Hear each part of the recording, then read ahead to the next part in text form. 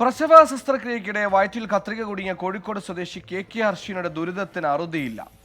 അടുത്ത മാസം വീണ്ടും ശസ്ത്രക്രിയയ്ക്ക് വിധേയയാകണം. കത്രിക നീക്കം ചെയ്ത ഭാഗത്ത് അടിഞ്ഞുകൂടിയ കൊഴുപ്പ് നീക്കം ചെയ്യാനാണ് ഓപ്പറേഷൻ. തുടർ ചികിത്സയിൽ സർക്കാർ ഇടപെടണമെന്നാണ് ഹർഷീനയുടെ ആവശ്യം. കോഴിക്കോട് മെഡിക്കൽ കോളേജ് ജീവനക്കാരുടെ അശ്രദ്ധ മൂലം ജീവിതം തുലാസിലായതാണ് പന്തിരങ്കാവ് സ്വദേശിനി കെ ഹർഷീനയുടേത്.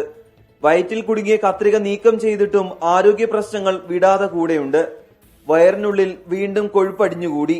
ഇത് നീക്കം ചെയ്യാനാണ് വീണ്ടും ശസ്ത്രക്രിയ. ഉള്ളില് ഈ ഒരു സർജറി ചെയ്ത് കഴിഞ്ഞ സ്ഥലത്ത് വീണ്ടും ഒരു ഫാറ്റ് പോലെ ഗ്രോത്ത് വരുന്നുണ്ട്.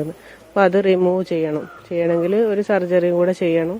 ഞാൻ ചെയ്യാതിരുന്നാൽ അതിങ്ങനെ വലുതായി വേറെ പ്രയാസങ്ങളാവും. എന്തായാലും ചെയ്തേ പറ്റൂ. അടുത്ത മാസം 11-നാണ് 5ാമത്തെ ശസ്ത്രക്രിയയ്ക്ക് വിധേയയാകേണ്ടത്. ഒരു 5 വർഷം നമ്മൾ അറിയാതെ ഒരുപാട് വേദന സഹിച്ചു.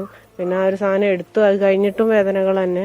എന്നാലും കുറച്ച് കഴിയുമ്പോൾ റെഡി ആവുന്നുള്ളൊരു പ്രതീക്ഷ ഉണ്ടായിരുന്നു. ഇപ്പൊ നമ്മൾ ശരിക്കും മാനസികമായിട്ടാണ് തകർന്നു പോകുന്നത്. ഇനിയും വലിയൊരു 5ാമത്തെ ഒരു സർജറി ഒരു വയറിൽ ഇനിയും വരികയെന്ന് അറിയുമ്പോൾ ഉണ്ടാകുന്ന ഒരു പ്രയാസവും പിന്നെ നമ്മളെ സാമ്പത്തിക പ്രയാസം അതിനേക്കാൾ വലുതാണ്. ഇനി ഒരു മെഡിക്കൽ കോളേജിലേക്ക് പോകാനുള്ള ഒരു ധൈര്യം ഇല്ല.